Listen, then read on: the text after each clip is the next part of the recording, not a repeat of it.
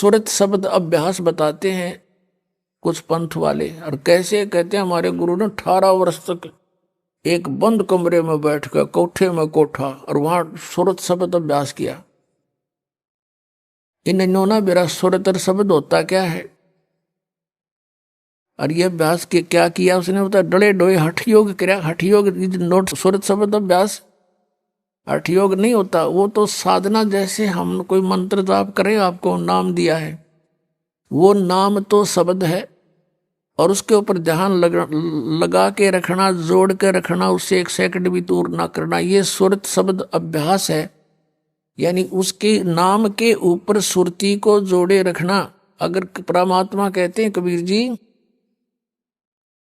कि जीव्या तो मुख में फिरे और माला फिरे कर्मा ही, मनवा तो 34 फिरे ये तो सिमरण नाही।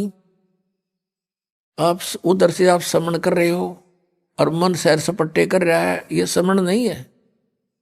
आप क्या बोल रहे हो, किस मंत्र का उच्चारण कर रहे हो, चाहे मन कर रहे हो, चाहे श्वास से कर रहे हो, श्वास से भी जो जाप कर रहे हो उसके ऊपर आपका ये सुरत रहे। तुम बोल कौन सा मंत्र कर रहे हो, कौन सा छोड़ रहे हो, कौन सा ले रहे हो,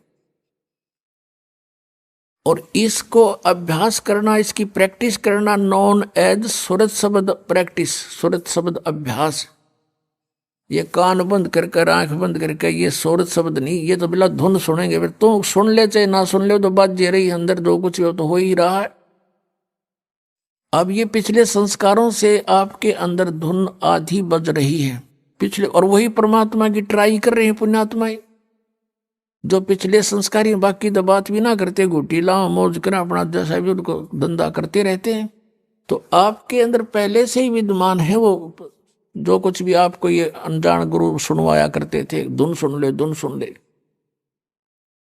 अब जैसे आपके बैंक में, अकाउंट में, आपके खाते में, आपकी कॉपी में, और 1 लाख रुपया जमा हो गया, उस 1 लाख रुपए को आप चाहे डेली देख लो, उस पुस्तक, उस अपनी बैंक की कॉपी में, रोज देख लो, चाहे सारा दिन देखते रहो, वो तो 1 लाख जमा ही है आपके।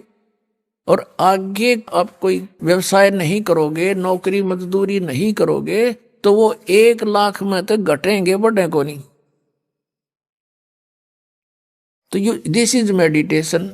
इस मेडिटेशन में आप सुनना चाहते हो, कुछ देखना चाहते हो, तो यदि जैसे सतयुग त्रेता द्वापर में परमात्मा ने काल को इसलिए छूट दे दी थी कि उन दिनों में घने पुण्यकर्मी प्राणियों का जन्म होता है उस युगों में, और वो पिछले पुण्यकर्मी संस्कारी पुण्य साधक होते हैं।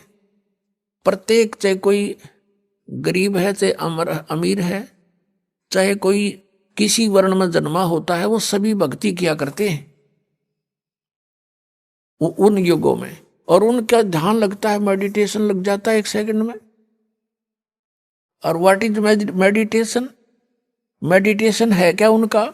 जैसे हमारे शरीर में कमल बने हुए हैं, हमारी रीढ़ की हड्डी जो बैकबोन है, इसके अंदर की साइड में कमल बने हुए हैं, यानी कमल चक्कर बने हुए हैं। जैसे एक टेलीविजन के अंदर चैनल होते हैं, और जो भी चैनल ऑन कर दिया जाता है तो उस चैनल में जो कार्यक्रम दिखाई देता वो कहीं और स्थान पर विद्यमान है, और वहां से रिले होकर के वो सिर्फ दिखा रहा है कि ये चैनल में वहां ये कार्य हो रहा है। तो ऐसे ही हमारे शरीर के अंदर चैनल है, मूल कमल, फिर उससे 2 अंगुल ऊपर स्वाद चक्र, फिर नाभि चक्र जिसको नाभि कमल भी कहते हैं, और फिर हृदय चक्र, हृदय कमल, और फिर कंठ का चक्र, कंठ कमल, और फिर त्रिकुटी का कमल, और फिर सहस्रार कमल। तो इस प्रकार हमारे शरीरों में चैनल बने हुए हैं, कमल है। और जो साधक होते हैं पुण्यकर्मी प्राणी, वही परमात्मा की खोज में कोई प्रयत्न करते हैं। तो पहले युगों में प्रत्येक व्यक्ति की समाधि लग जाती थी, मेडिटेशन हो जाता था। जो ट्राई करना चाहता था, अंदर क्या होता है, उसका कोई कमल पिछले पुण्यों से, पिछले संस्कार से खुल जाता है अभ्यास से, तो वो उस चैनल में क्या होता है कि जैसे फिल्म शुरू हो जाती है, फिल्म एक मूवी शुरू हो जाएगी, उस चैनल पर जहां से प्रोग्राम आ रहा है वो सारा दिखाई देना शुरू हो जाता है। कोई नाच रहा है, कोई गा रहा है, कहीं राजा की सवारी आ रही है, जैसे फिल्म चलती है। कहीं झरने बह रहे हैं, कहीं फलदार वृक्ष नजर आ रहे हैं, कहीं फूलों की बहुत लंबे चौड़े बाड़ी है, बगीची है। तो वो सारा कुछ देखता रहता, कहीं गाने हो रहे हैं, कहीं अप्सराएं नाच रही हैं। तो मेडिटेशन करने वाले जो साधक होते थे, तो वो यो मन वैसे ना टेकने दे उनको, 10 मिनट भी ना बैठने दे। ये तो कई कई घंटे बैठे रहा करते, कई कई वर्षों तक बैठ जाते थे। अब अंदर यू बाहर की वस्तुओं से इस मन को अधिक अट्रैक्टिव चीजें अंदर दिखाई देनी शुरू कर देती है। इसलिए ये फिर वहां धक्के खाता रहता, उस देखता रहता उस चैनल पर मूवी को।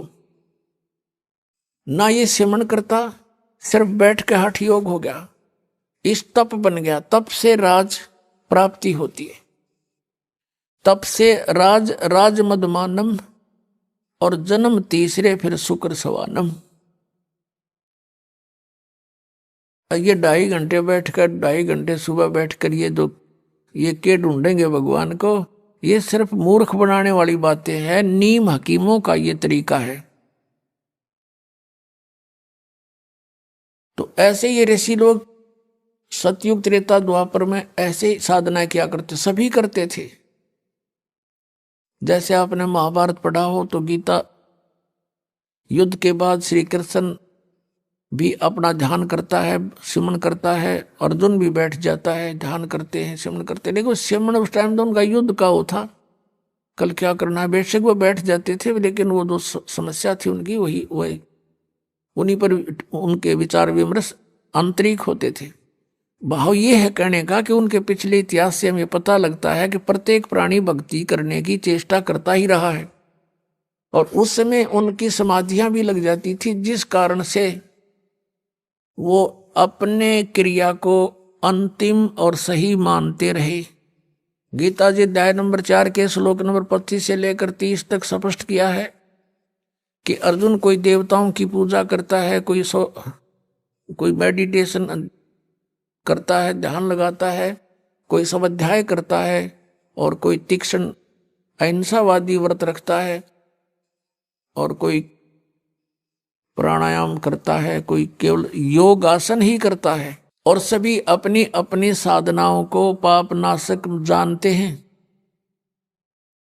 फिर गीता जी अध्याय नंबर 4 के श्लोक 32 में कहा कि अर्जुन, ऐसी धार्मिक अनुष्ठानों की जानकारी विस्तार के साथ सच्चिदानंद घन ब्रह्म की वाणी में ब्रह्मणे मुखे, उसमें कही गई है सही विस्तार के साथ। परमेश्वर ने स्वयं आकर अपने मुख कमल से बोली है, वो साधना है सही, और वो है तत्व ज्ञान। चौथे अध्याय के 34वें श्लोक में कहा कि फिर वो उस तत्व ज्ञान को तू तत्वदर्शी संतों के पास जाकर समझ, उनको दंडवत प्रणाम करने से, कपट छोड़ करके उनसे प्रार्थना करने से वो तत्वदर्शी संत तुझे परमात्म तत्व का ज्ञान कराएंगे, उनसे पूछो। तो इससे एक तो ये सिद्ध हो गया कि Gita is not complete knowledge. Shrimad Bhagavad Gita में कंप्लीट स्पिरिचुअल नॉलेज नहीं है, इनकम्प्लीट है, लेकिन गलत नहीं कह सकते। हाँ, गलत वो है जैसे इस काल ने कुछ युद्ध कराने के लिए अर्जुन से अटकलबाजी की है। अभी आपको बता के 5वें अध्याय में वो कहता है कि ऐसे आसन लगा ले, ऐसे बैठ जा, नाक के आगे ध्यान लगा। ये इसका अपना मत है, स्वयं कहता है ये मेरा मत है, और बाकी वेद ज्ञान है। अब जैसे इसने युद्ध कराने के लिए अर्जुन से कहा दूसरे अध्याय के 37 और 38 श्लोक में कि अर्जुन, तू लाभ हानि को छोड़ के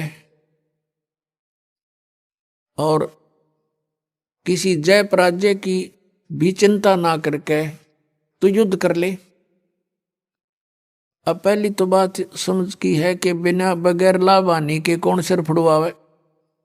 और फिर तुरंत कहता है कि यदि तू युद्ध में जीत गया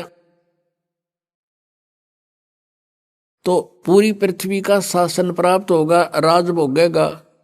और यदि तू युद्ध में मारा गया तो स्वर्ग में जाएगा, तेरे दोनों हाथों में लड्डू हैं, युद्ध कर ले। बता, इसका कोई थ्योरी है? पहले मैं तो कह रहा है कि लाभ और हानि छोड़ कर युद्ध कर ले, हार जीत की भी चिंता ना करे। और तुरंत लाभ हानि बता रहा है कि यदि मारा गया तो स्वर्ग में जाएगा और जीत गया तो पृथ्वी का शासन भोगेगा। बता, आप पे लाभ हानि बता रहा है, फिर क्या लाभ हानि मत सोचे। तो ये इसकी अटकलबाजी जो इस तरह की बकवाद इस काल ने युद्ध कराने के लिए की है कि किसी तरह यो नाश हो, वो करवा दिया इसने। फिर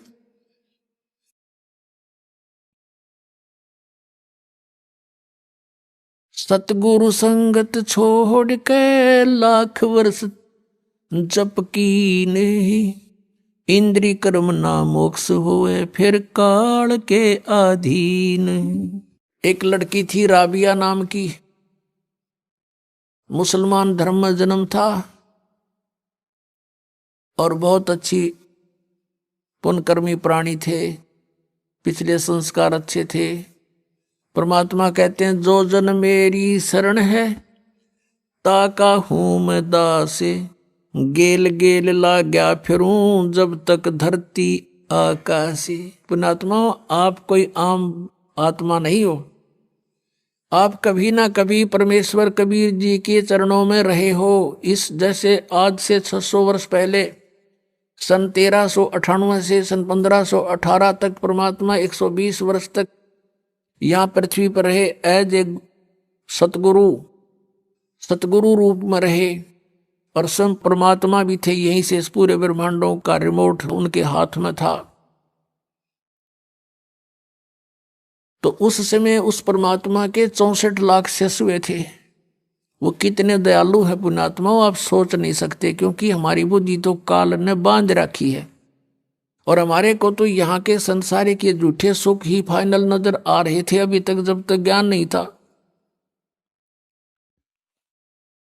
अब वो दयालु 600 वर्ष पहले आया, इसलिए आया कि इन आत्माओं को एक बार रिचार्ज कर जाऊं, फिर इनको मनुष्य जन्म मिलते रहेंगे जब तक पिछली पीढ़ी आएगी। ये कलयुग के प्रारंभ की बातें हैं। सन 1398 संवत 1455 ये ज्येष्ठ सुदी पूर्णमासी को परमात्मा सतलोक से चलकर आए, अपने निज स्थान से, उस ध्रुवलोक से, तेजो में स्थान सतलोक से। और एक कमल के फूल पर बनारस के अंदर काशी शहर के बाहर वन में एक कमल के फूल पर लहरता सरोवर में खिले कमल के फूल पर आकर प्रकट हुए। वो प्रथम चरण था कलयुग का। अब ये बिचली पीढ़ी, ये मध्य का समय है कलयुग का, और कलयुग का लास्ट जो होगा उसके विषय में बताया कि उसमें सब कृत गढ़ी प्राणी हो जाएंगे, कोई भी धर्म कर्म को नहीं मानेगा, शराबी कबाबी मांसाहारी, एज बहुत कम हो जाएगी, 20 वर्ष की उम्र मनुष्य की रह जाएगी एंड ऑफ द कलयुग में, लास्ट में, कलयुग के लास्ट में। और उसमें 5 खंड होंगी, जैसे 15 वर्ष की उम्र में सभी मर लिया करेंगे, युवा भी हो लेंगे, ब्याह भी करवा लेंगे, बच्चे भी उत्पन्न हो लेंगे और मर भी लेंगे।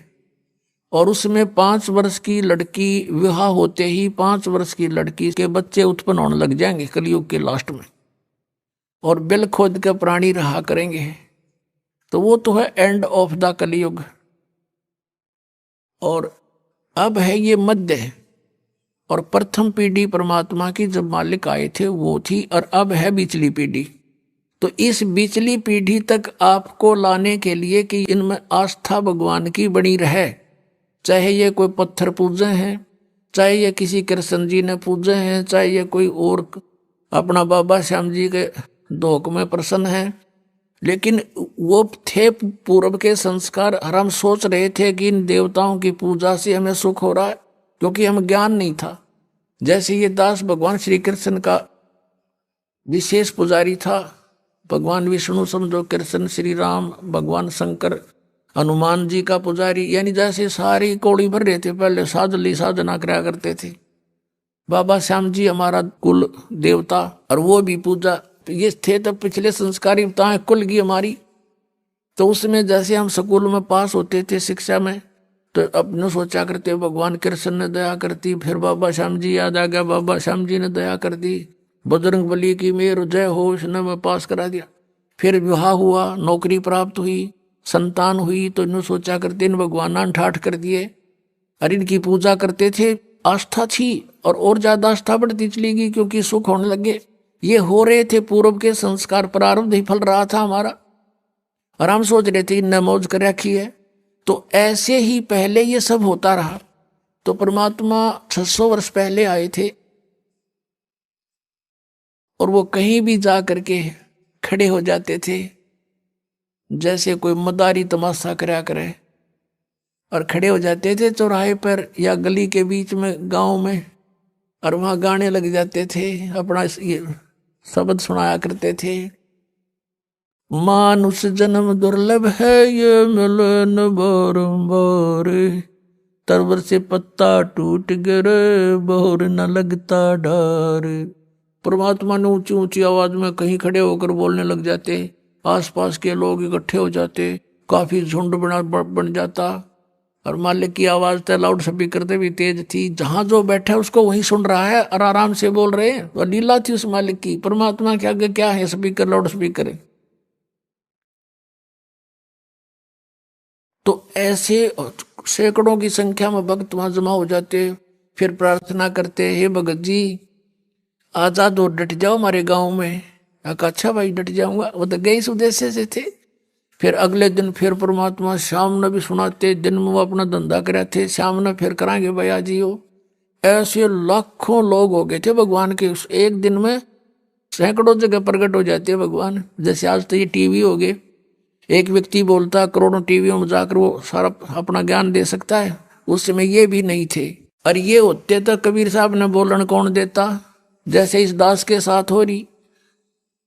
अब जिस पर भी हमारा ज्ञान चलता है, ये नकली संत जब बंद करवा देते, बंद करो बंद करो, ये तो झूठ बोल रहा है, निंदा करता है। तो परमात्मा ने दूसरा तरीका अपना लिया, उस टाइम चलने की जरूरत ना पड़ी। तो ऐसे, और फिर उनको सुख हुआ नाम लेते ही, केवल प्रथम मंत्र देते थे भगवान उस समय, और बीच के ओनली ये 5 नाम जो आपको प्रथम मंत्र में दिए जाते, ये थे वो 5 नाम जो राधा स्वामी वाले गाटा जोड़ रहे हैं। 5 नाम, वो पांच भी नाम वो भी कोई ना काल के 5 होते हैं। और इनसे लाभ होगा आपको यहाँ का भी, और यहाँ से हम चलेंगे जैसे हमारे शरीर में चैनल बने हुए हैं, इनमें ये प्रधान बैठे हैं, इनके मालिक हैं ये, इनका अकाउंट क्लियर करके हम आगे जा सकते हैं त्रिकुटी पर। तो उस समय हमें ज्ञान आधार नहीं रहा, सुख गणे दिए परमात्मा ने, क्योंकि ये सुख सागर है प्रभु।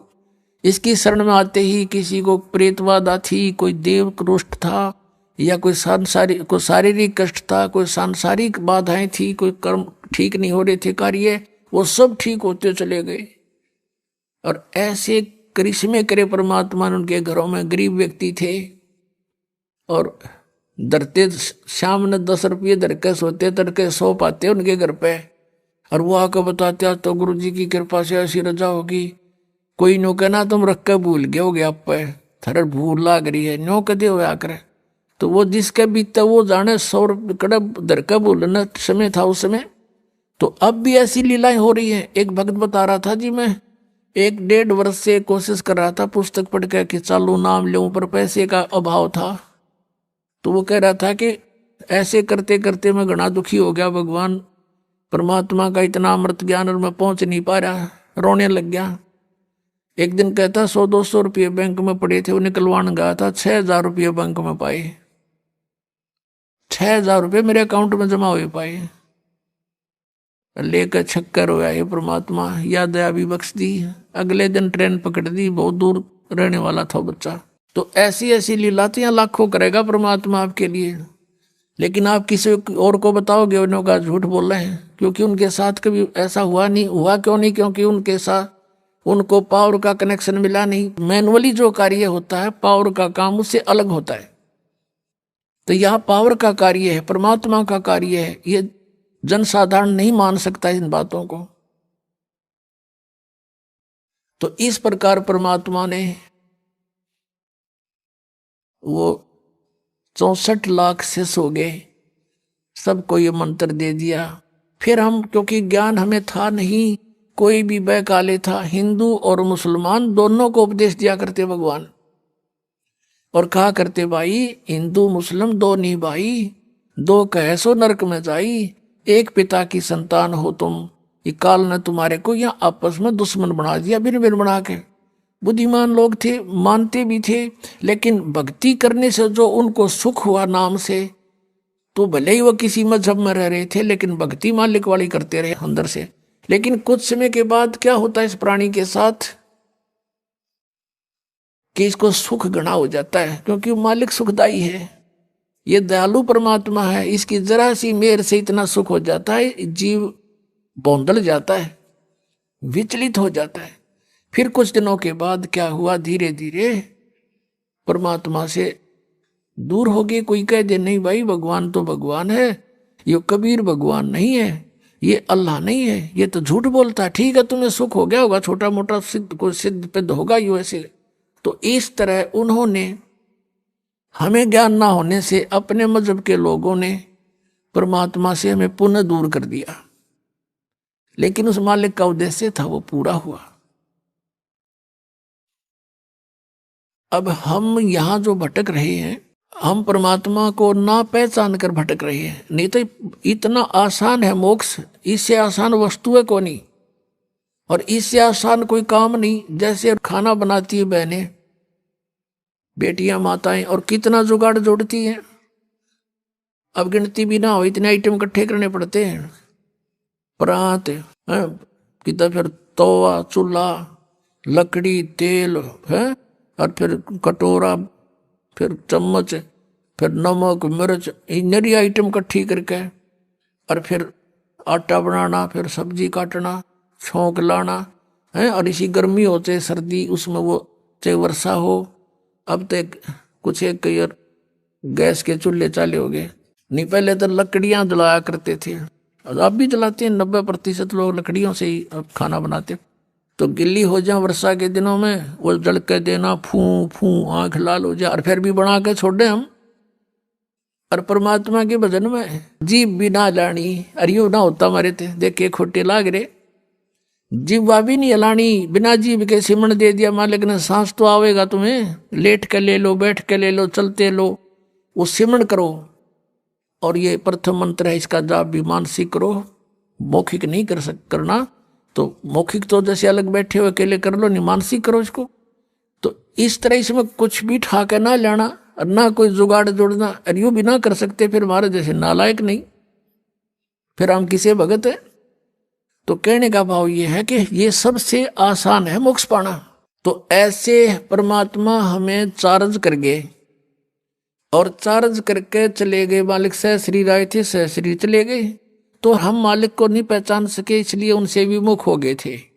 परमेश्वर ने एक लीला की थी। अब परमात्मा के बहुत से शिष्य हो गए, और सत्संग किया करते थे, वहां पर भक्त आते थे, बेटियां बहनें भी आती थी। तो जब हमें सुख हो जाता है तो हम अपने परमात्मा में भी दोष निकालना शुरू कर देते। ये मन की आदत है, मन चाहता है इसे दूर करूं किसी प्रकार परमात्मा से। एक वैश्या थी गणिका, उस बेटी ने, बहन ने रात्रि के समय सत्संग सुन लिया। कोई दया हुई परमात्मा की, वह झांकी में बैठ गई अपने मकान में। रात का समय था, कहीं दूरी पर सत्संग हो रहा था, और रात्रि का जो साइलेंट पीरियड होता है, बिल्कुल शांत मौसम होता है, वातावरण, दूर तो का आवाज जाती है, और परमात्मा तो चाहे उसको सुना दे अगर दूर बैठे। तो उस बेटी ने सारी रात सत्संग सुना कि मनुष्य जन्म परमात्मा पाने के लिए प्राप्त हुआ है, और इसकी भक्ति ना करके असंग जन्म कुत्ते बने, असंग गधे बने। वो सारी डिटेल मालिक ने सत्संग में सुनाई। तो उस बेटी का एकदम प्रेरणा होगी, पुण्यात्मा, सत्संग एक ऐसी वस्तु है, ये ऐसा तत्व है कि आत्मा को जोड़ के धर देता है, चाहे कसाई भी क्यों ना हो। तो उस बहन की नींद हराम होगी, तेने तो जुल्म कर दिया, तेरे तो कोड लगेगा, बुरा हाल होगा, और शुभ काम कोई बना नहीं है भगवान। अब क्या बने। सारी रात बेचैनी में इधर उधर घूमती रही। जब सत्संग के बोलिया तो अगले दिन वो फिर मालिक ने दया करी, वहीं आसपास किसी दिन 1-2 दिन के बाद वहीं सत्संग उसके हो गया आसपास। अब वो लड़की वहां पहुंची, परमात्मा से कहा कि हे गुरुवर, क्या मेरे जैसी पापन का भी उद्धार हो सकता है। परमेश्वर ने पूछा, क्या बात बेटी, या तो कोई भी मुझे निरपराध व्यक्ति नजर नहीं आता, सभी कोई ना कोई अवगुण करते ही रहते हैं, और सत्संग में उसी का समाधान होता है। उस लड़के ने कहा, परमात्मा मैं तो बहुत निकम्मी औरत हूं, ऐसे ऐसे मैं गणका हूं, वैसा हूं, क्या मेरे जैसी दुष्टा का भी उद्धार हो सकता है। परमात्मा ने कहा, बेटा अब कितना ही मैला कपड़ा है उसका साफ करने का तरीका साबुन और जल है। सत्संग यही काम करता है। लेकिन बेटी पीछे बनी सो बनी, आगे मत करना। कान पकड़ लिया उस बेटी ने कि आज के बाद परमात्मा कुछ भी नहीं करूंगी, मैं अपना मांग का भोजन खा लूंगी। फिर परमात्मा ने कहा, बेटा जो भी तेरा ठीक है संस्कार था, लेकिन इस संस्कार को चेंज कर देंगे हम, भक्ति करना। अब उस लड़की ने उपदेश ले लिया। अब पुणात्मा जिसका लागा सोतन जाने, उसने तेन सोचा तू मरगी कति 92 होगी तेरी, और उम्र भी 45 के आसपास हो चुकी है। और पुण्यात्माओं को ये काल जगह जगह अच्छी बुरी तरह फंसाता है। तो उसके लगन लगी, पिछला संस्कार प्रबल था बेटी का, जहां भी सत्संग हो लड़की वहीं पहुंच जा और निकट जा बैठे मालिक के मुंह की तरफ देखे और सत्संग सुने, गहराई से विचार करे। अब क्या होता है कि वहां संगत में जैसे कोई और बाहर के व्यक्ति कहने लगे रहे, तो तुम्हारे गुरुजी के पास तो वैश्या भी जान लगी, सुप्रसिद्ध वैश्या थी वहां उसकी, काशी शहर की। तो कुछ एक ने तो अपनी बहन बेटियों को, अपने जैसे पुत्रों को जाना बंद करवा दिया, और कुछ एक जो वहां जाते थे वो उस लड़की को धमकाने लग गए, तो मत आया कर यहाँ पर, तेने गुरुजी की बेइज्जती करा दी है, सारे शहर में चर्चा हो रही है। अब वो रुके क्योंकि उसको तो मुश्किल तरह पाया बेचारी ने, और वहां से दूर होगी तो उसने हिसाब ला लिया कि तेरा तो नाश हो गया, नरक में भी ठिकाना नहीं है। तो अगले दिन परमात्मा के सामने रोने लगी, प्रभु आपकी बेटी है तो पापन, प्रदाता अपना आश्वासन दिया है कि पापी भी पार हो जाते हैं, इस आस में मैं आपके चरणों में लग रही हूं, और मुझे यहां आने के लिए मना किया जा रहा है। परमात्मा ने कहा, क्या बात सारी बता, कि ऐसे ऐसे कुछ भक्त कहते हैं, कुछ माई कहती हैं कि तू नीच है, यहां मत आया कर, गुरुजी की बेइज्जती करा दी। तब परमात्मा ने कहा, बेटा तू खूब आया करे, और तुझे मना करे उसको मुझे बताना है। फिर परमात्मा ने सत्संग के माध्यम से उनको आगाह किया, भाई कोष्टी होवे संत बंदगी कीजिए, हो वैश्या के विश्वास चरण चित दीजियो। यदि कोई भगत के कोड भी लाग रहा हो, चाहे कैंसर हो रही हो, लाड़ पड़ती हो, और वो भक्ति कर रहा है, नाम ले रखा है, उससे नफरत नहीं करनी चाहिए, उसको भी सत्साय बुलावे, प्यार से बोले। ये तो किसी का भी हो सके यह बीमारी, तो आपका भी हो सके जब बकवाद करोगे तो। लेकिन अब वो भक्ति कर रहा है तो भक्त हो गया वो, और इससे उसको राहत भी मिलेगी। और जैसे कहते हो वैश्या के विश्वास चरण चित दीजिए, यदि किसी बहन बेटी गलती से किसी भी दुष्कर्म में फंसी हुई है और वो भी सच्ची लगन से भक्ति करती है, कहते हैं उसको भी रिस्पेक्ट देना, बकवाद नहीं करनी चाहिए। तो इस तरह के बहुत से प्रमाण दिए कि इंसान अपने अवगुणों को नहीं देखता, दूसरों में दोष निकालता है। और ये खास बात होती है कि चोर को चोर दिखाई देते हैं और दुष्कर्मी को सभी दुष्कर्मी दिखाई देते हैं। एक चोर आकर के एक नेक व्यक्ति के घर पर रुक गया, राह चलता अतिथि बन के। अब उस नेक व्यक्ति ने उसको एक नेक अतिथि जाना, क्योंकि वो स्वयं नेक था। उसने उसको चोर नहीं माना, खाना खिलाया, बढ़िया वस्त्र दिए, सर्दियों के दिन थे, अपने घर में चौक में सोया जहां आप सो रहा था। अब धनी तो सो गया ठाठ से, चोर उठा, उसका धन निकालकर रात को चंपत हुआ। अब वो चोर तो चोर था, लेकिन उस नेक आदमी को चोर दिखाई नहीं दिया। फिर एक नेक व्यक्ति उस चोर के घर पर डट गया, राह चलता। अब उसने रोक लिया, रुक गया। अब वो नेक व्यक्ति तो सामने सो गया उसके घर पे, और वो सारी रात जागता रहा। कदे यू चोरी कर ले जा रात ने, कदे चोरी कर ले जा रात ने, यूं जागता रहा। क्योंकि वो दोष उसमें खुद विद्यमान था, उस नेक व्यक्ति में नहीं था, अतिथि में।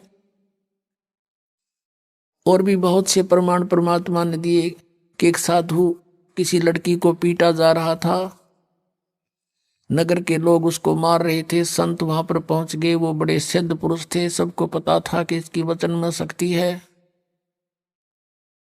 उसने कहा कि भाई बच्चों क्या हो गया, क्यों मार रहे हो उस बेटी को? सभी गांव वालों ने कहा कि ये उल्टा है, ये यहां दुष्कर्म करती है। तो संत ने कहा कि एक काम करो, रुक जाओ, ऐसे नहीं, इसको सजा हम बताएंगे, ऐसे देना। सब पत्थर उठाओ एक एक, और एक एक पत्थर इसको मारेंगे, इसको तरफा तरफा के मारेंगे। सब उठा लो, सब ने एक एक पत्थर उठा लिया। और संत ने कहा भी इसका पत्थर वो मारा जिसमें कभी कोई अपराध ना किया हो, जिसके मन में ये दोष ना हो, वो करे इस काम ने, नहीं तो यही भस्म हो जाओगे। एक के हाथ में पत्थर ना रहा और छोड़ कर दूर जा खड़े हुए। परमात्मा ने कहा, अरे कुछ तो सोचो निकम्यो, ये अकेली दुष्कर्म करती थी या तुम्हारे गांव का भी था कोई? नीचे मुंह कर लिया, उसको क्यों नहीं पीट रहे तुम? तो कहने का भाव ये पुण्यात्माओं, हम जब भगत बनाएंगे, परमात्मा के मार्ग में चलेंगे, तो इस तरह की सांसारिक बाधाओं से भी हमने निपटना होगा, और प्यार के साथ, इस ज्ञान के साथ हमने आगे बढ़ना है। अब वह लड़की आने लगी, लेकिन इतना ज्ञान सुनकर भी बुद्धि भ्रष्ट व्यक्ति उसी तरह व्यवहार करते रहे उस बेटी से। परमात्मा की आत्मा दुख पाई कि ये दुष्ट अभी समझे नहीं मैं क्या कहना चाहता हूं। अरे जब इनके इतने कष्ट थे, सब सो जिक्र करा करते हैं, भगवान हमें ऐसे सुख हो गया, मुझे ऐसे सुख हो गया, आपकी दया होगी, हमारे तो बुरा हाल हो रहा था, आपने बसा दिए। और आज स्वयं ये प्रभु पा के गए यहाँ पर अरेंजमेंट करने वाले। तो परमात्मा ने क्या किया, वह लड़की को बहुत तंग करने लगे। तो परमेश्वर क्या करने लगे, उस लड़की के घर पे जान लगे, बेटी मैं आऊंगा वहां तेरे घर पे। अब वो बदनाम क्षेत्र, और वहां कबीर परमेश्वर जावे, और चौक में बाहर चारपाई लगा ले, मेन गली के ऊपर गेट, वहां सामने चारपाई लगा कर बैठ जा, लड़की बैठ जा सामने, लड़की के पैरों पे पैर रखकर वो पैर दबा, और परमात्मा उसके सांथलों पर पैर रख के बैठ गए। और वो चेले जार ने देखे, खे दे ही जा, और भी बताऊं, कहा जा दिखाऊं तेरे गुरु जी के कारनामे। अब कहने का भाव यह है कि परमात्मा ने सोची या सुर अच्छी ना होती, लाइन का एक कब परीक्षा कर लो, किसी एक भक्त रह रहेंगे। उनको समझ चुके थे कुछ हद तक आदरणीय रविदास साहिब जी, और वो ज्यादातर कबीर साहब के साथ ही रहते थे। रविदास जी से कहा कि भगत एक काम कर, एक हाथी ले आ किराए पे, हाथी किराए पे ले आई, और उस लड़की से कहा बेटी कल तो पूरी तरह अपना पूरा श्रृंगार करके आ जाना। अब ठीक पिताजी, जो आपकी आज्ञा, आपकी बेटी हाजिर रहेगी। तो उसने ऐसे अपना सारा श्रृंगार किया। और परमात्मा कबीर जी ने क्या किया, एक बोतल में गंगा जल भर लिया, सफेद बोतल में, लड़की को बिठा लिया बीच में, और हाथी के ऊपर रविदास जी को बना दिया ड्राइवर यानी पीलवान, और आप बैठ गए पिछले साइड में, और लड़की के कंधे पर हाथ रख लिया, आधा लटके न्यू आगे ने चेस्ट की तरफ, और एक हाथ में वह गंगा जल और बोतल पीवे न्यू, और उस लड़की न्यू करे उड़ा बैठे बैठे। अब परमात्मा ने कहा रविदास जी को कि मेन बाजार में के काट दे अपनी गाड़ी को, अब मेन बाजार में क्या काट दिया परमात्मा ने वो हाथी, और जो देखा वो, अरे कौन है यो भाई, सरेआम वैश्यावृत्ति शुरू करती कि कबीर है जो लाया धारण, कबीर भगवान बतावे थे, उनके चेल्यान लाओ बुला बुला के कि आजा तेरे गुरु जी के कारनामे दिखाते हैं। वो जो सा देखा नू कहे ना, मैं तो वहीं आ गया, जाया करता कदे कदे, मैं ना जाता था वहां पर, मुझे तो फलाना लेके गया था एक दिन। इस तरह कहने का भाव ये है कि 64 लाख का ग्रुप हो गया था, और इस लीला न देख के एक नहीं पाया टोया भी, सब विमुख हो गए परमात्मा से। अब क्या बताते हैं आदरणीय गरीबदास साहब जी, कहते हैं परमेश्वर ने यह लीला किस लिए की थी कि बड़ुआ बड़ुआ सब कहे कोई न जाने खोजी, दास गरीब कबीर कर्म यो डारे सिर का बोझे। सब उसको बड़ुआ बड़ुआ कहने लगे परमात्मा को, कोई इस गहराई से समझ नहीं सका ये लीला क्यों की थी कि दास गरीब, गरीबदास साहब जी कह रहे हैं कि कबीर कर्म और डाल है सिर का बोझ, के ये 64 लाख का वजन धर लिया सिर के ऊपर, एक भी चेला नहीं ये मोक्ष होने दोगा। कहते इनको पटक रहा, अपने अपने सिर से पटक रहा इनको नीचे। अब परमात्मा उनसे कहा करते थे कि जब तुम्हारा विनाश होया पड़ा था, किसी को कोई दुख था, किसी को कोई दुख था, जब तो मैं भगवान था और आज मैं शैतान हो गया, इतनी बुद्धि काम करती है तुम्हारी। अब पुण्यात्मा, गुरु से विमुख होने के दो कारण होते हैं, एक तो गुरुद्रोही बन जा, और एक वैसे अपना कोई किसी कारण से गुरु के प्रति दोष ना रखकर उन्हें छोड़ जा मार्ग ने, तो उसमें अंतर होता है। गुरुद्रोही जो होते हैं, गुरु में दोष निकाल कर, उस 64 लाख के 64 लाखों ने गुरु जी में दोष नहीं माना था, लेकिन लोक लाज से जाना बंद कर दिया। कुछ एक थे जो उसमें मुखिया से, जो कुछ टाइप के लोग होते हैं जो स्वयं निकम्मे गणे होते हैं, तो वो परमात्मा के विमुख दोष रखा करते थे, तो उनको गुरुद्रोही कहा जाता है। और जो वैसे किसी कारण से विमुख हो जाते हैं तो उनको परमात्मा क्षमा कर देते हैं। इनको मालूम है कि इन प्राणियों के ऊपर कई प्रकार के प्रेशर है, लेकिन अब पिछली पीढ़ी तक लाने के लिए उनको चार्ज कर दिया था, उनकी भक्ति करवा दी, उनसे दान धर्म करवा दिए थे, तो उस कारण से फिर मनुष्य जन्म मिलते हुए आप जी को अब तक आ रहे हो।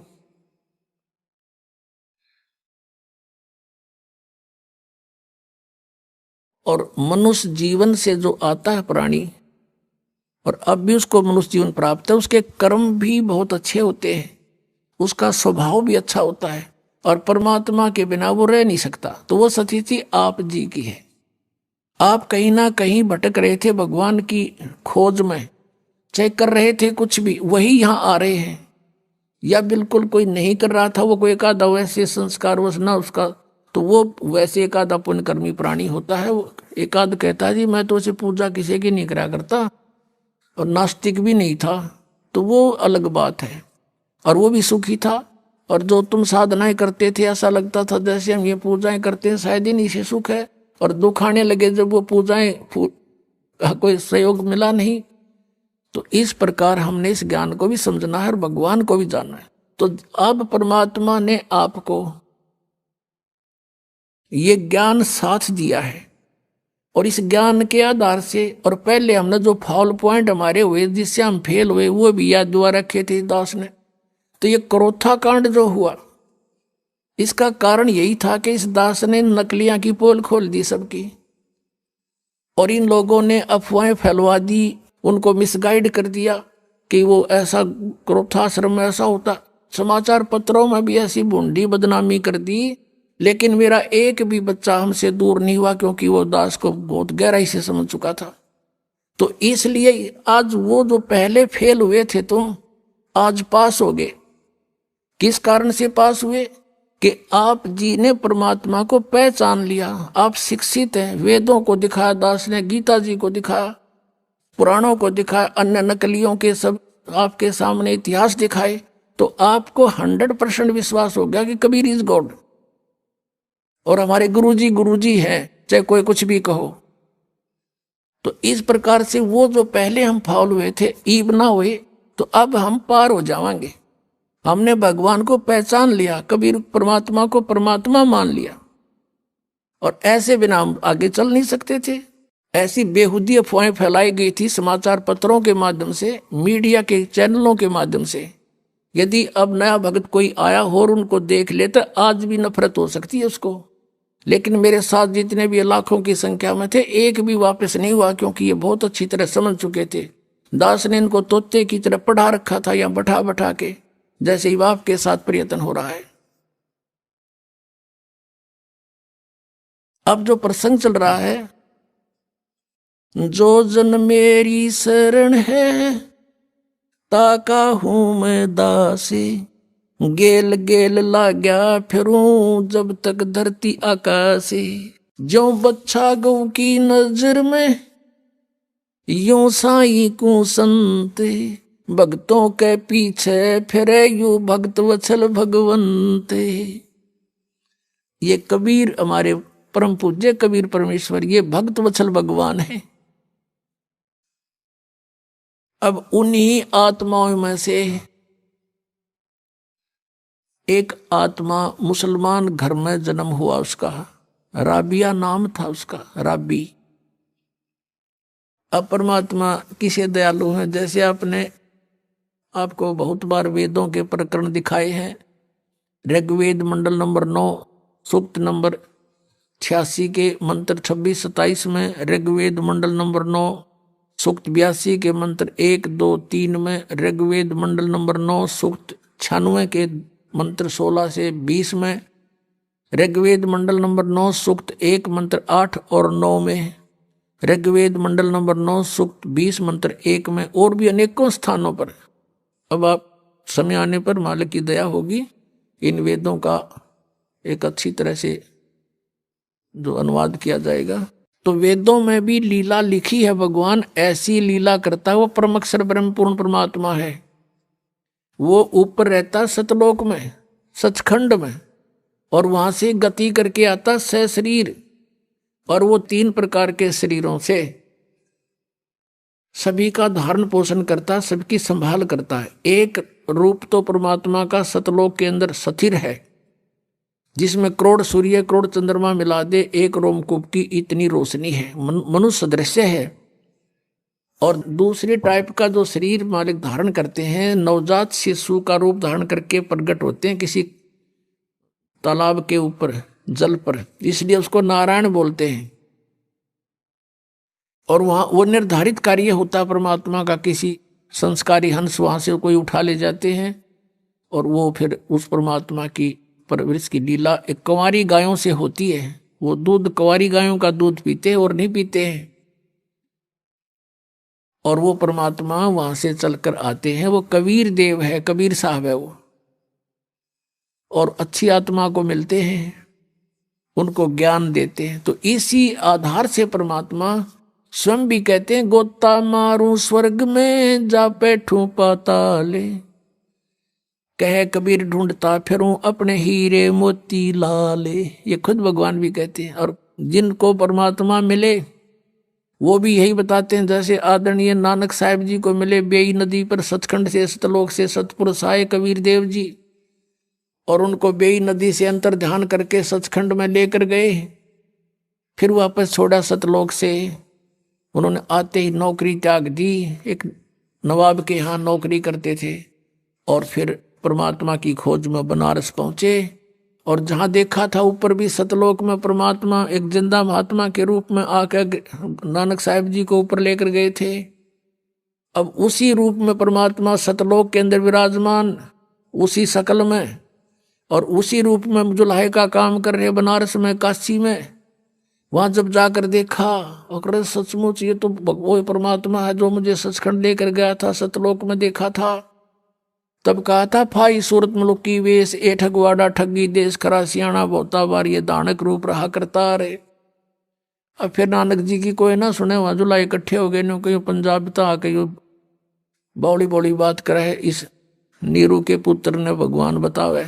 अब कहने का भाव ये है कि जो लीला वेदों में लिखी है कि वो परमात्मा सतलोक से चलकर आता है, और यहाँ पृथ्वी पर प्रकट होता है, अच्छी आत्माओं को जा जाकर मिलता है। आदरणीय मुलुकदास जी को मिले, आदरणीय दादू साहिब जी को मिले, आदरणीय गरीबदास साहिब जी को मिले, आदरणीय घीसा दास साहिब जी को मिले, गांव खेकड़ा जिला मेरठ उत्तर प्रदेश में। आदरणीय गरीबदास साहिब जी को मिले, गांव छुडानी जिला झज्जर हरियाणा पे। और गरीबदास जी ने कहा था कि सर्व कला सतगुरु साहिब की हरियाए हरियाणे नू, तुम कहते हो भगवान हमने पाया है को नहीं, निराकार है, मैं कह रहा हूँ हरियाए हरियाणे नू।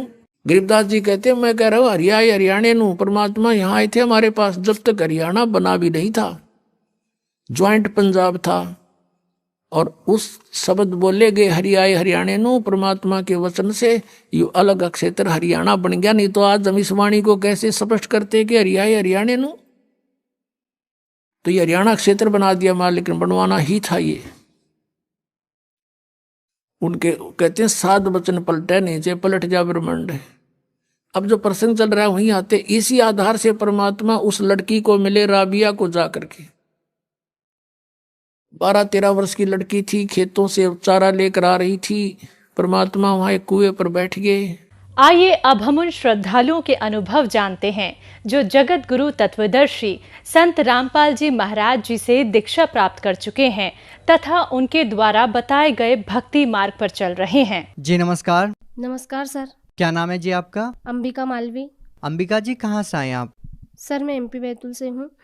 जी क्या करते हैं आप? सर मैं गवर्नमेंट स्कूल में टीचर हूँ हरदा जिले में। संत रामपाल जी महाराज जी से नाम दीक्षा लेने से पहले क्या भक्ति साधना करते थे आप? सर संत रामपाल जी महाराज जी की शरण में आने से पहले मैं अपनी हिंदू धर्म में व्याप्त सभी देवी देवताओं की पूजा करती थी, मंदिर जाती थी, उपासना व्रत सब किया करती थी। आपने संत रामपाल जी महाराज जी से नाम दीक्षा कब ली? सर मैंने संत रामपाल जी महाराज जी से नाम दीक्षा 29 जनवरी 2014 को ली। जब आप ये सभी प्रकार की पूजा कर ही रहे थे तो फिर आप संत रामपाल जी महाराज जी की शरण में क्यों गए? सर ऐसा है कि मैं वो पूजा करते करते बहुत परेशान रहती थी, बीमार भी रहती थी। उन पूजाओं से मुझे कोई लाभ नहीं मिलता था, बहुत परेशानियां चलती थी। मेरा एक बेटा है वो मम्मी पापा के पास रहता था, मैं हरदा में रहती थी और मेरे पति इंदौर में रहते थे। हम सब अलग अलग रहते थे तो बहुत मैं परेशान रहती थी। हम आपसे ये जानना चाहेंगे कि संत रामपाल जी महाराज जी के बारे में कैसे पता लगा आपको? सर ऐसा है कि मैं ड्यूटी करती हूँ, जहाँ जॉब पे जाती हूँ, तो वहाँ जाते हुए मैं 1-2 बार स्कूटी से गिर गई तो मेरी रीढ़ की हड्डी में मतलब मेरी कमर में दर्द होने लगा। दर्द होने से मैंने छुट्टी ले ली, मुझसे खड़ा होना भी नहीं हो रहा था, तो मैंने छुट्टी ले ली और मैं मेडिकल पर छुट्टी लेकर के मम्मी पापा के यहाँ चली गई। वहाँ गई तो वहीं के डॉक्टरों को दिखाया तो उन्होंने उनकी दवाइयों से मुझे कोई आराम मिला नहीं। फिर मैंने हड्डी वाले डॉक्टर को नागपुर में दिखाया। वहाँ दिखाया तो उन्होंने मुझे मेरा MRI किया और MRI रिपोर्ट में मुझे L4 में और L5 में उन्होंने गैप बता दिया। उन्होंने कहा कि इसका इलाज ऑपरेशन है, नहीं तो आप कभी स्कूटी भी नहीं चला पाओगे और आपको बेड रेस्ट काफ़ी करना पड़ेगा, खड़े रहने में सभी चीज़ों में आपको बहुत परेशानी होएगी, फिर आपको सारी ज़िंदगी झुक करके चलना पड़ेगा। फिर मैं घर आ गई। फिर घर आई तो मैं बहुत परेशान थी कि अब ऑपरेशन का बोला है डॉक्टर ने तो क्या करना है। मम्मी पापा सबसे चर्चा करी। उसी वक्त ऐसा हुआ कि मेरी मौसी का बेटा बरवाला गया हुआ था संत रामपाल जी महाराज के शरण में नाम दीक्षा लेने के लिए। वहाँ से आया तो वो हमारे घर आया। फिर उस वक्त उसने मुझसे पूछा कि दीदी आप कैसे आए, तो मैंने उसको सारी कंडीशन बताई कि ऐसी मेरे साथ समस्याएँ हो गई, इसलिए मैं घर आई हूँ छुट्टी पर। उसने कहा कि दीदी आप ऑपरेशन मत कराइए, एक बार आप ये संत रामपाल जी महाराज के ज्ञान को सुनिए। मैं वहाँ से उनकी किताबें लाया हूँ और CDs लाया हूँ, ये CD आप देखिए, उनके ज्ञान को समझिए। एक बार आप मेरी बात मानो, आप एक बार इनको समझो, फिर आपको जैसा उचित लगे करना। फिर उसने मुझे CD दी, मैंने CD चलाया तो उसमें सबसे पहले संत रामपाल जी महाराज सृष्टि रचना सुना रहे थे।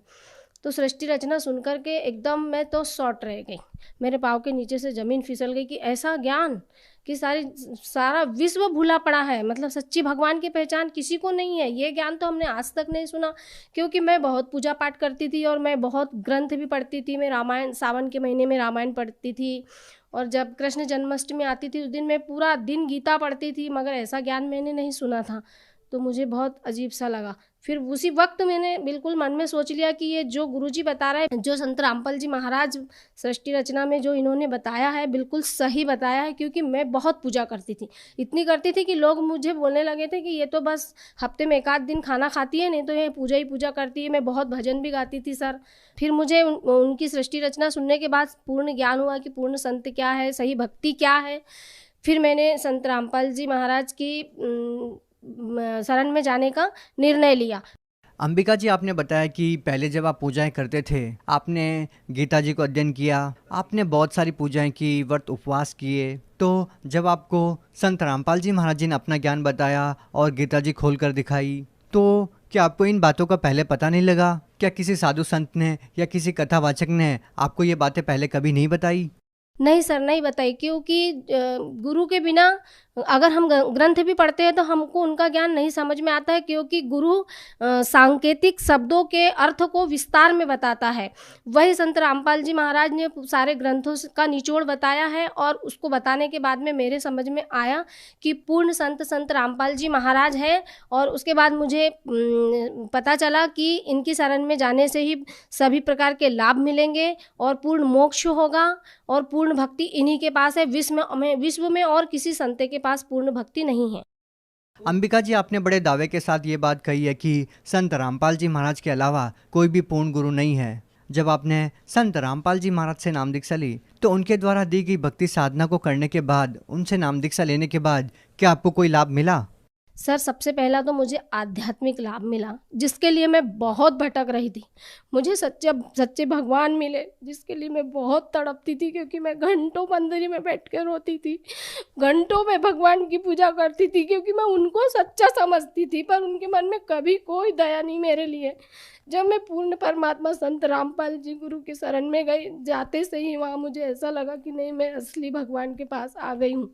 संत रामपाल जी महाराज ने जब मुझे आशीर्वाद दिया, मेरे सिर पे जैसे ही हाथ रखा, तो मुझे ऐसा लगा, एकदम मेरे शरीर में करंट सा लगा और मैं एकदम स्तंभ हो गई। फिर गुरुजी ने मेरे तरफ देखा, मुस्कुराया, मुझे प्रसाद भी दिया।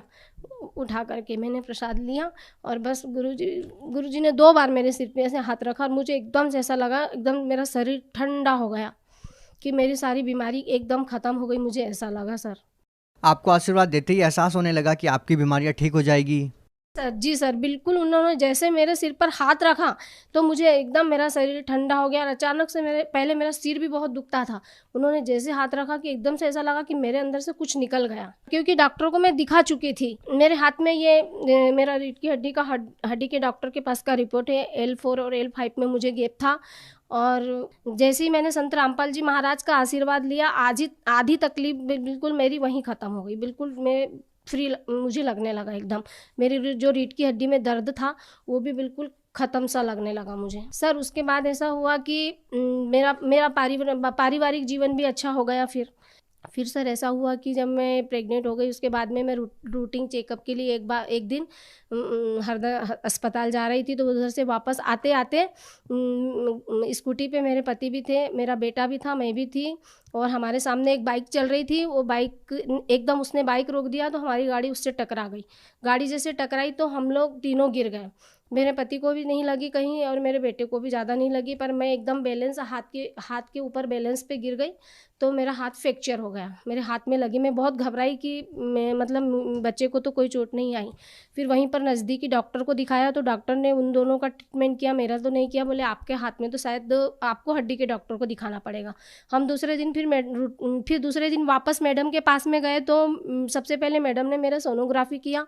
मैडम से मैंने पूछा कि मैडम, बच्चे को कहीं कुछ तो नहीं लगी? तो मैडम ने कहा कि नहीं, बच्चे को कहीं कुछ नहीं लगी। अब आपके हाथ की बात है तो आप हड्डी वाले डॉक्टर को दिखाओ। मैं हड्डी वाले डॉक्टर के पास गई। उन्होंने मेरे हाथ का एक्सरे किया, बोला कि आपकी हड्डी फ्रैक्चर है, आपको बैंडेज चढ़ाना पड़ेगा, पहले 7 दिन का, फिर 28 दिन का। और मेरी डिलीवरी की तारीख भी मैडम ने 15 अगस्त की बोला था, तो नज़दीकी थी। तो मैं डॉक्टर से कुछ बोली नहीं। मैंने कहा ज़्यादा बहस करूँगी तो ये मुझे नहीं ट्रीटमेंट नहीं करेंगे, तो मैंने कुछ नहीं बोला और 7 दिन का कच्चा बैंडेज चढ़ा लिया। उसके बाद ऐसा हुआ कि उन्होंने मुझे पक्का बैंडेज चढ़ाया। तो वो पक्का बैंडेज मैडम बोलने लगी कि आपको 12 दिन में निकलवाना पड़ेगा, चाहे आपका हाथ ठीक हो या नहीं हो, क्योंकि आपका मैं फिर सीजर कैसे करूँगी, बच्चे का कैसा क्या होगा।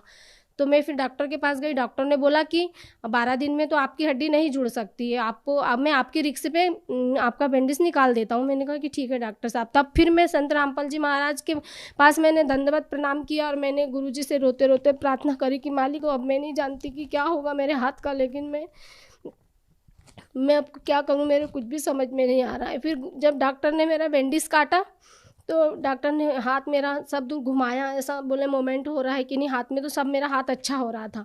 डॉक्टर बहुत आश्चर्य से बोलने लगा कि अरे तुम्हारा हाथ तो 12 दिन में जुड़ गया। तो मैंने उसी वक्त डॉक्टर से कहा कि डॉक्टर साहब ये मेरे संत रामपाल जी महाराज की मुझ पर दया है। फिर मैडम ने मुझे एडमिट कर लिया। उस टाइम तब भी ऐसा हुआ सर जी कि मेरी शुगर बहुत बढ़ गई। फिर मैडम मुझे बोलने लगी कि आप शुगर के डॉक्टर के पास जाओ इंदौर, आपकी शुगर तो ज़्यादा बढ़ गई और आपकी शुगर अगर बढ़ी रहेगी तो मैं फिर आपका सीजर नहीं कर पाऊँगी। फिर मैं बहुत टेंशन में आ गई। फिर मैंने बंदी छोड़ से कहा कि आपसे बड़ा डॉक्टर दुनिया में कोई नहीं और मैं कहीं जाऊँगी नहीं। आपने मुझसे कहा था कि कुछ नहीं होगा, मैंने दिया है तो मैं कहीं नहीं जाऊँगी मालिक, अब आपको जैसा लगे। तब फिर परमात्मा की मुझ पर ऐसी दया हुई बंदी छोड़ सदगुरु रामपाल जी महाराज की कि शाम को मैडम ने मेरा शुगर चेक किया तो वो भी बोलने लगी कि नहीं आपका शुगर तो नॉर्मल है, आपको कहीं नहीं जाना पड़ेगा, मैं आपका सीजर कर दूंगी। फिर 15 अगस्त का दिन आया, उस दिन मैडम ने मेरा सीजर किया। जब मैडम ने मुझे सुनकर दिया था तब मुझे सब पूरा एहसास था कि मेरा सीजर हो रहा है, पर अचानक मेरी आँख लग गई तो मुझे ऐसा सपना आया, ऐसा लगा कि मैं सत्संग समागम में बंदीछोड़ सदगुरु रामपाल जी महाराज के आश्रम में बरवाला पहुंची। वहाँ पे बंदीछोड़ सदगुरु रामपाल जी महाराज सबको आशीर्वाद दे रहे थे। आशीर्वाद की लाइन में मैं भी लगी थी, मैं सबसे आखिरी में थी। गुरुजी सबको आशीर्वाद देते देते आए। आखिरी में जब मेरे पास आए तो मेरे तरफ देख करके मुस्कुराए, मेरे सिर पे हाथ रखा और एकदम से मुझे चेतना आई। जैसे चेतना आई मैडम ने मुझसे कहा कि आपका ऑपरेशन सक्सेसफुल रहा, आपको बेटा हुआ है। जी, आपने बताया कि संत रामपाल जी महाराज से नाम दीक्षा लेने के बाद आपको इतने सारे लाभ मिले, तो हम आपसे ये जानना चाहेंगे कि जो महिलाएं आपकी तरह परेशान हैं तो उन माताओं बहनों को आप क्या संदेश देना चाहते हैं? सर मैं उन्हें संदेश तो कुछ नहीं दे सकती, बस उनसे हाथ जोड़कर प्रार्थना कर सकती हूँ कि मैं बहुत दुखी थी, बहुत दुखी थी। आज मैं बंदीछोड़ सदगुरु रामपाल जी महाराज की शरण में आई हूँ, जब से मुझे सभी प्रकार के आर्थिक मानसिक सभी लाभ हो रहे हैं और आज मैं बहुत खुश हूँ। मुझे किसी प्रकार की कोई परेशानी नहीं और मुझे अपने आप को ऐसा लगता है कि मैं किसी सुरक्षा कवच में हूँ। अगर मुझे कोई परेशानी भी आती है तो मुझे ये लगता है कि मेरे बंदीछोड़ सदगुरु रामपाल जी महाराज मुझे कोई परेशानी नहीं आने देंगे। मैं अपने आप को बहुत सुरक्षित और बहुत वो करती हूँ सर, ऐसा लगता है कि मुझे मोक्ष का रास्ता मिल गया है। संत रामपाल जी महाराज से नाम दीक्षा कैसे ले सकते हैं? सर बहुत सारे टीवी चैनलों पे संत रामपाल जी महाराज के सत्संग आते हैं, उसके नीचे एक पीली पट्टी चलती है, उस पर आश्रम के नंबर दिए रहते हैं। आप उस पर फ़ोन लगा करके नामदान सेंटर का पता कर सकते हो। अगर आपको ज्ञान गंगा जीने की राह और कोई बुक मंगाना हो तो आप उस पर से फ़ोन लगा करके बुक भी मंगा सकते हो। यूट्यूब पे और फेसबुक पे लाइक करके आप उस पर भी संत रामपाल जी महाराज के सत्संग को सुन सकते हो और सत्संग को सुन करके समझ के ज्ञान सुनने के बाद में आप बिल्कुल संत रामपाल जी महाराज की शरण लो तो आपका सभी प्रकार से कल्याण होगा। जी बहुत बहुत धन्यवाद। सत साईं।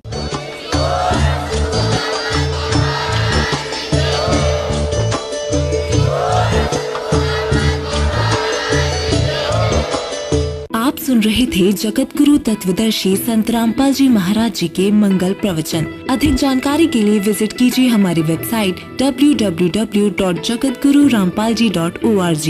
संत रामपाल जी महाराज जी के शुभ